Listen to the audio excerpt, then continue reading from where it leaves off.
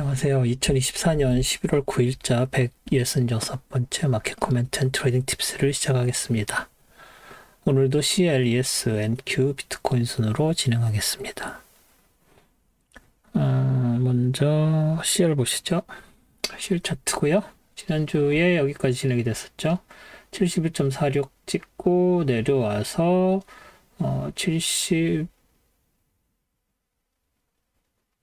69 밑에까지 내려갔었죠. 그래서 69.49 여기까지 내려갔는데 갭 상승해서 월요일에 이 밑에서 올라오는 트렌드 라인까지 가서 저항받고 밑에 71.46까지 내려와서 세출되는 그런 상황이었죠. 그때 이란 최고 지도자가 하메네이가 강력한 보복? 뭐 이런 식의 멘트가 나오고 강력하게 이스라엘을 비난하고 보복도 천명하고 하면서 다시 텐션이 올라갈 것 같다라는 시장 분위기가 있어서 주말 이후에 갑자기 확 올라갔죠. 그리고 나서 72.46까지 올라갔습니다. 그래서 여기서 있던 고점이 72.67까지 갔죠. 제가 여러 번 말씀드린 71.46과 72.46 이 레인지가 뉴트럴 레인지, 중립 레인지가 되는 것 같다고 말씀을 드렸었고, 계속 텐션이 지속되더라도 이 레인지의 위로 아래로 뭐 3달러 정도씩 되는 정도가 레인지가 될 것 같다고 말씀드렸는데, 일단 그 이후에 어떤 다른 지오폴리티컬 이슈들이 나오지 않았고, 다들 미국 대선을 기다리는 분위기, 뭐 그런 느낌이 있었죠. 그래서 화요일날 미 대선 치러지고, 수요일에 트럼프 당선 발표되고 그러면서 이제 주식시장은 이제 랠리를 했고, 오일 마켓은 그냥 이 레인지에서 이렇게 좀 볼러티리티는 있었지만, 그래도 하이가 72.63, 로우가 69.74 정도 되는 레인지에서 이 정도면 한 3달러 레인지죠. 3달러 레인지에서 이렇게 움직였었고, 그리고 나서 목요일에 조금 올라가다가 금요일에 다시 훅 빠져서 내려왔습니다. 이렇게 되다 보니까 위클리로 하면 도지가 만들어졌죠. 그 전주도 도지였고 그 다음 이번 주도 도지였습니다. 여기서 보면 전혀 도지 느낌이 아닌데 위클리를 보면 도지가 나온 상황이죠. 그렇게 되겠다는 얘기는 지금 현재의 어떤 방향으로 갈지 갈피를 못 찾고 있다라고 봐야 되는 게 맞겠죠. 그래서 여기서도 밑에서 올라왔다가 다시 그 정도까지 내려오는, 그래서 도지를 만들면서 살짝 양봉을 만들긴 했습니다. 그래서 전주에 비해서 오르기도 했고, 하지만 크게 어떤 변화가 있는 상황은 아니죠. 그래서 여기에서 떨어져서 여기까지 내려왔다가 여기보다는 그래도 오른 거지만 훅 치고 올라갔다가 훅 빠져서 내려온 거기 때문에 주봉 자체는 도지를 만든 그런 상황이다. 다시 말해서 여기서 지금 이 주간 레인지 70에서 72.45 정도 되는 이 2달러 반 정도 되는 이 레인지에 갇혀 있었고, 그나마 그것도 도지를 만든 상황이기 때문에 이 레인지를 딱히 더 벗어날 이유가 없어졌습니다. 그래서 다음 주는 여기서 뭐 더 떨어질 가능성도 없진 않겠지만, 여기서 또 지지를 받았고 이 지중 지지 받았기 때문에 이 안쪽에서 장이 벌어질 확률이 되게 높아졌다고 봐야 되겠죠. 이 트렌드 라인 지워주고요. 얘는 놔둬도 되겠네요. 일단 그리고 얘는 지워도 상관없겠죠. 이렇게 지우고 레벨들은 지금 다 중요한 레벨들이라서 지울 게 없고요. 그래서 뭐 내려온다고 하면 69.28, 67.71, 66.80 다 익숙한 넘버들이죠. 지금 거의 9월 중순 이후 9월 24일 뭐 이때쯤부터 65랑 72.46 요 사이에 있는 레벨들 지지 저항선들 많이 얘기해서 지금 이 넘버들이 되게 익숙한 넘버들입니다. 그리고 이 위쪽으로 일시적으로 올라가긴 했지만 또 바로 빠져서 내려왔기 때문에 이 위쪽 거는 별로 그렇게 익숙하지 않은 느낌이 듭니다. 그래서 일단 72.46에서 눌렸고 70.08이죠. 70.08하고 70.46 사이에서 레인지가 지금 형성이 됐다고 보고 일주일 동안 그래서 더 내려오게 되면 다른 레벨들 올라가게 돼도 72.46을 넘어서기 어렵다. 이 정도로 CL은 정리할 수 있을 것 같습니다.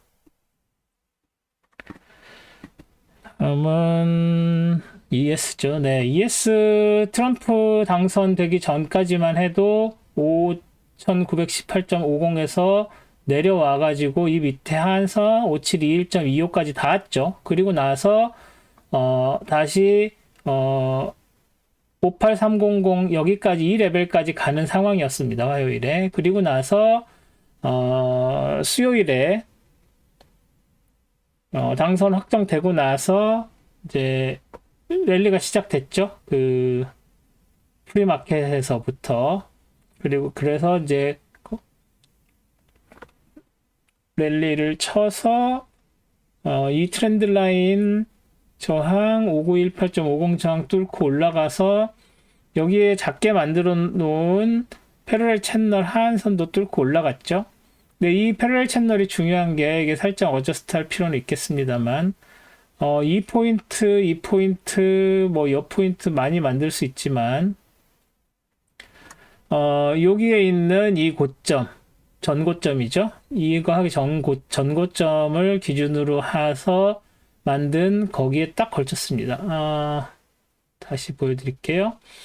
이게 이 위에 있는 튀어나온 것들까지 하는 이런 패러렐 채널이었었는데 네? 이 패러렐 채널까지는 가지를 못하고 그 고점에 찍힌 쪽 여기에 찍힌 쪽에서 금요일에 저항을 받고 빠져서 내려온 상황입니다. 그래서 수요일, 목요일, 금요일 세 개가 이렇게 계속 랠리는 보여줬지만 그래서 계속 신고점을 만들었죠. 역사상 신고점을. 그렇지만 그 길이 자체가 점점 줄어들면서 이제 모멘텀이 조금씩 작아지고 있다는 거. 하지만 이 모멘텀이 아직 죽은 건 아니죠. 서서히 사그라들고는 있지만 그래서 조금 더 올라갈 가능성은 없지 않지만 당장 월요일에 방향 전환을 한다고 해도 그렇게 부자연스럽지 않은 상황이 돼버렸습니다. 그래서 그런 부분들을 생각을 한다면 이 패럴처럼 상한선에서 일단 저항을 받고 이 아래쪽에서 살짝 내려오면서 장이 벌어질 확률이 좀 더 높아졌다라고 봐야 될 것 같습니다. 그리고 레이트 시전 영향은 사실 시장에는 거의 영향이 없었다고 보는 게 맞겠죠. 제가 텔레그램 채널에도 간단하게 말씀을 드렸는데 파월 의장 그 기자회견도 그렇고 일단은 속도 조절을 얘기를 했지만 속도 조절을 하겠다고 확정을 한 건 아니에요. 그래서 제가 말씀드린 것처럼 그 속도 조절 얘기는 그냥 잠깐 질문 시간 나왔던 거고 속도 조절을 하겠다는 얘기는 스피치에서는 안 나온 걸로 저는 기억을 하는데 그리고 계속 스피치에서도 얘기했었던 거 기자회견 내내 얘기했던 것들이 스틸 그 굉장히 강하다. 폴리시가 스트롱한 폴리시를 유지를 하고 있는 상황이다. 이 얘기는 거꾸로 얘기하면 아직 더 내릴 여지가 있다라고 얘기를 하고 있는 거고요. 그 내리는 게 일단 중립금리를 한 3달러 정도 선에서 보고 있는 걸로 여러 번 이야기를 해왔기 때문에 일단 3달러 정도까지는 내려가는 게 맞는데 그 내려가는 것의 속도 조절을 처음에는 한 그 2025년 연말까지 3달러까지 다 가거나 한 3.25, 3.5 이 정도까지 얘기가 나왔었기 때문에 그러기 위해서는 일단 12월 달 다음 레이트 시전에서 한 클릭 더 내려서 4.5를 맞춘 다음에 그 다음에 4.25, 4, 이렇게 가는 과정이 스무스하기 위해서는 4%까지는 크게 쉬지 않고 일단 쭉 내려가는 게 맞는 것 같고요. 그리고 나서 4에서 3.5 가는 것에 조금 그 시간을 들여서 한다는 그런 걸로 생각을 해야 됩니다. 그래서 그런 부분들 고려하면 ES나 NQ에는 이번처럼 다음 달에도 큰 영향을 미치기는 어려울 것 같습니다. 그래서 기준금리는 더 이상 당분간은 더 이상 그 고려하는 그 매크로가 아닌, 물론 이제 봐야겠죠. 뭐 갑자기 동결을 한다. 그래도 뭐 조금 영향이 없지는 않을 겁니다. 그렇지만 일단 당분간은 크게 영향이 없는 매크로로 보는 게 타당할 것 같습니다. 그래서 그런 부분들도 이제 영향을 줬죠. 트럼프 당선되고 레이트 디시전이 있었고 그 다음에 이제 모멘텀이 확 주는 게 보였으니까요. 그래서 오히려 그 랠리 하는 데는 조금 부정적인 영향을 준 것이라고 할 수 있지만 그렇게 큰 영향을 줬다고 할 수는 없는 거죠. 왜냐면은 계속 상승을 유지했으니까 ES 같은 경우에. 그래서 기준금리는 이제 조금 무시하셔도 당분간은 되지 않나 싶습니다. 4%까지는 그냥 스케줄대로 쭉 밀고 갈 거고 그 이후에 속도 조절을 해서 3.5%까지 그리고 3%까지 내리는 속도 조절이 있을 것이다 정도로 생각하면 될 것 같습니다. ES는 이 패러렐 채널 안쪽에서 시작을 할 것 같고 그 이후에 이제 움직임에 따라서 살짝 내려오는 가능성이 좀 있다라고 보는 게 타당할 것 같습니다. 다음은 NQ죠. NQ 뭐 비슷하게 같지만 큰 차이는 일단 지난주 거부터 보죠. 여기까지 했고 여기서 지지받고 화요일까지 이렇게 올라서 20371까지 올라가는 정도에서 간을 보다가 트럼프 당선되고 나서 훅 치고 올랐죠. 그리고 나서 목요일에도 계속 랠리를 지속을 했는데 레이트 시전 이후에 15분봉 보시면 레이트 시전이 이때쯤이었죠? 안 되죠? 3시 이때쯤이었죠? 그래서 뭐 거의 영향을 안 받았다고 볼 수 있겠죠? 예? 뭐 내려온 것도 아니고 올라온 것도 아니고 그냥 쭉 갔습니다. 그리고 나서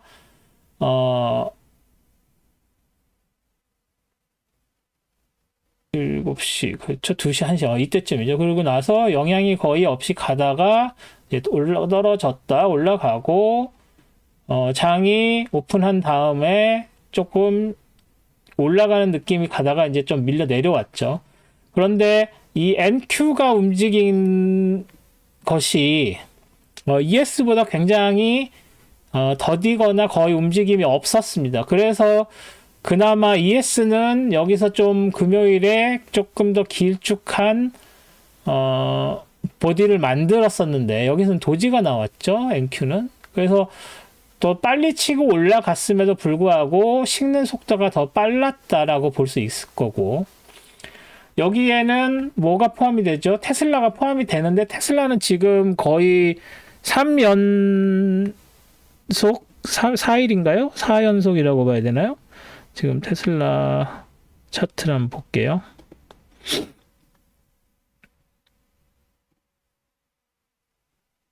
네, 테슬라 차트는 거의 3일 연속, 뭐 3일 연속이라고 봐야겠죠. 갭 상승한 것 생각하고 이렇게 해서 그 금요일에 더 많이 올랐어요. 물론 여기는 이제 갭 상승을 했기 때문에 얘기가 더 많이 올랐지만 더 치고 올라간 상황이죠. 뭐 이것도 거의 역사상 고점까지는 아니군요. 네, 그 정도는 아닌데 그래서 300을 넘어서 328.69까지 올라갔다가 이제 마지막에 장 막판에 좀 빠지면서 내려온 상황인데 이런 영향을 받았는데도 불구하고 테슬라가 지금 한 2% 정도 되나요? 그리고 다른 것들이 많이 빠졌죠. 보시면 제가 내일 설명드릴 그 8가지 종목들도 코스트코 빼고는 다 장중에 빠졌습니다. 그래서 그런 영향을 받아서 빨리 식어 내려갔다고 봐야 될 것 같고, 뭐 잘 아시다시피 벤츠가 테크 주식들에 굉장히 네거티브 하죠. 그래서 그런 부분들 때문에 뭐 당장 트럼프가 당선되면 바로 테크 주식들이 빠질 줄 알았는데, 뭐 분위기가 그 분위기가 아니었죠. 나름 그 서프라이즈 당선이라고 생각을 해서 불확실성이 해소되는 것을 포지티브하게 보면서 랠리를 했는데, 그 랠리가 뭐 논리적으로 해석하기가 쉽지 않은 랠리이긴 합니다. 그래서 그런 부분들 생각을 하면 조금 그 테크주들은 다시 빠질 여지가 있다고 봐야 될 것 같습니다. 뭐 여러 가지 정황상. 그래서 뭐 이게 물론 테슬라 빼죠. 테슬라 제외입니다. 그래서 이게 그 ES보다 NQ가 더 빨리 식은 이유가 될 수 있습니다. 그래서 다음 주는 NQ는 조금 더 빠지면서 시작을 할 가능성이 높다고 보고요. 뭐 계속 랠리를 한다고 해도 그 강도가 뭐 지난 2, 3일 정도하고는 차원이 다를 정도로 작을 것이다 정도로 해석을 할 수 있을 것 같습니다. 뭐 어떻게 보면 새 시대를 여는 희망 뭐 이런 게 반영이 된 장이라고 봐야 되는데, 과연 그게 진짜로 포지티브한 장인지는 좀 두고 봐야 될 것 같습니다. 이런 것들 지워주고요. 여기 이거는 놔둬 볼게요. 혹시 더 올라갈 수도 있으니까.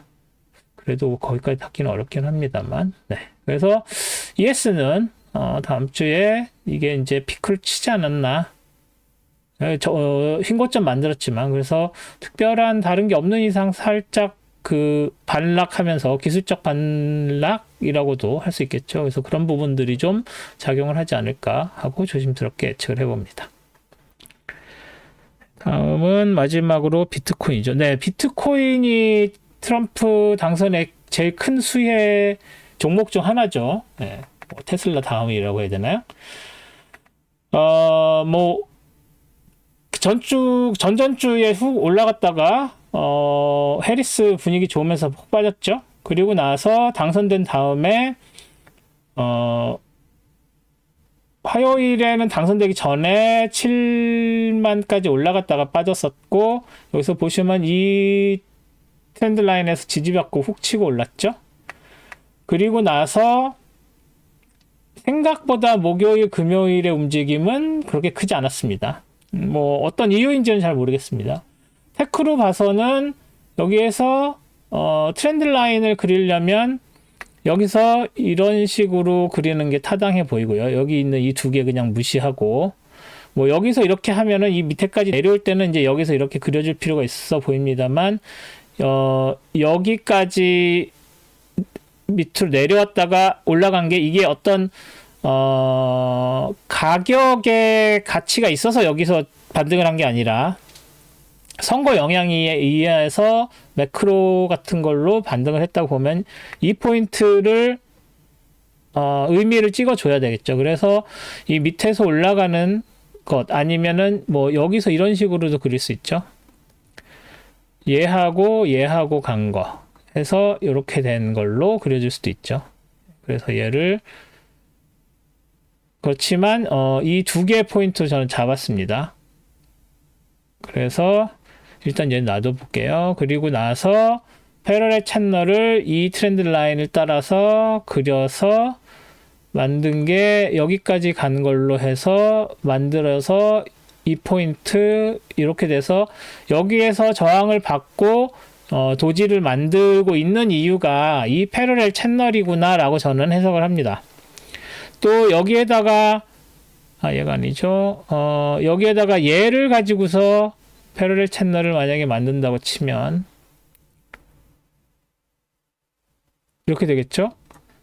이 두 개가 왜 삐져나왔는지를 확인할 수 있는 그런 패러렐 채널이 되죠.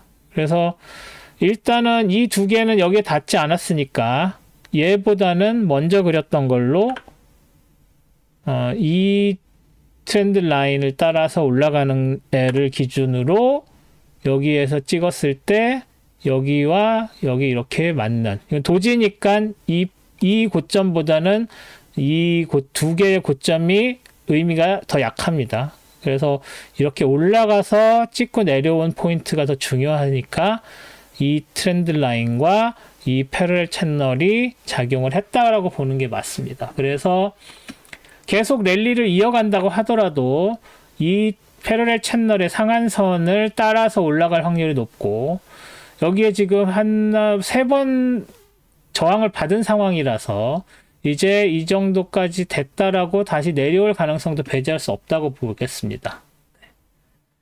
그래서 그런 부분들 생각을 하시고,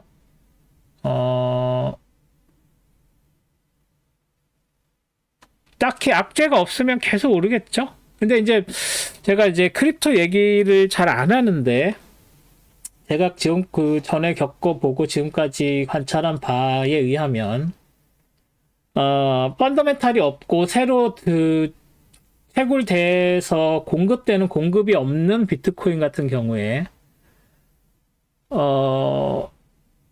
세금을 비트코인으로 받고, 뭐, 여러 가지 어떤 기금들을 비트코인으로 조성을 하고 한다고 해도, 수요가 계속 있기 때문에 그 수요 때문에 가격이 오르고, 공급이 없으니까요. 그래서 수요 때문에 가격이 오르고 수요가 떨어지면 가격이 빠지고 하는 걸로 지탱되는 마켓이기 때문에, 예를 들어서 기금을 가지고 이거 비트코인을 한다 그러면 그 기금을 조성을 하는 순간에는 오르겠죠. 그리고 그 가치가 계속 유지는 될 수 있겠죠. 왜냐하면 기금은 사용을 하지 않잖아요. 그리고 그 기금이라는 게 어떤 기금을 만들어 놨으면 그 기금을 스펜드 해야 될 상황이 옵니다. 그럼 그 스펜드 해야 될 상황이 오면 팔아야 되죠. 팔아야 된다는 얘기는 가격이 떨어진다는 얘기죠. 그러면 공급이 새로 들어오지 않기 때문에 새로 시장 참여자가 들어와서 그 가치를 유지할 필요가 없어지고, 그래서 그 가치를 유지할 필요가 없어지면 기금이나 어떤 다른 곳에서 가지고 있던 가치를 사용을 하게 돼버리면 가격이 떨어지는 순간이 와버립니다. 그래서 그런 부분들을 고려를 하면 이게 얼마나 지속성이 있는지 의문스러울 수밖에 없죠. 이론적으로라도. 뭐 현실은 달라요? 다르지 않습니다. 절대. 왜냐면 이걸 벗어날 수가 없기 때문이죠. 이 이야기를. 그렇기 때문에 이렇게 오를 때 잘 올라타셔서 가격이 오르고, 뭐 이 이후에 정부에서 또 비트코인을 사들이면 또 가격이 당연히 올라가겠죠. 수요는 있는데 공급이 어차피 없으니까. 그럴 때를 대비해서 지금 뭐 비트코인을 사서 그때 돼서 가격이 오르면 그때 팔고 빠져나와야지 계속 들고 있는 건 의미가 없는 거죠. 그리고 그때 가서 또 들어가는 건 더 의미가 없죠. 더 이상 그 위로 올라갈 만한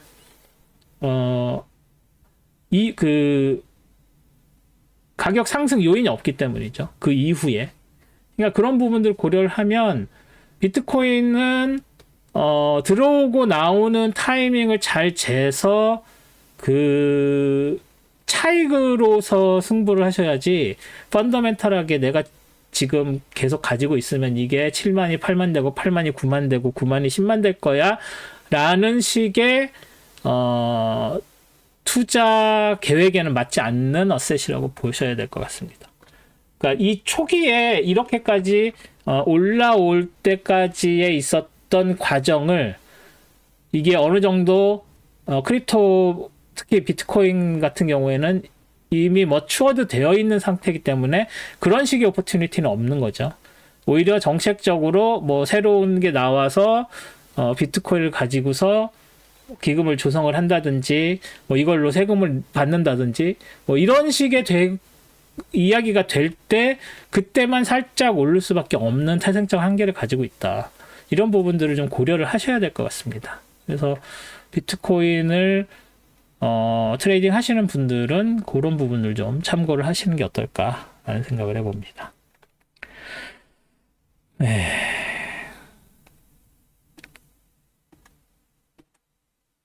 그래서 오늘은 여기까지 하고요. 제가 내일 그 동영상 만들기 전에 저녁 8시부터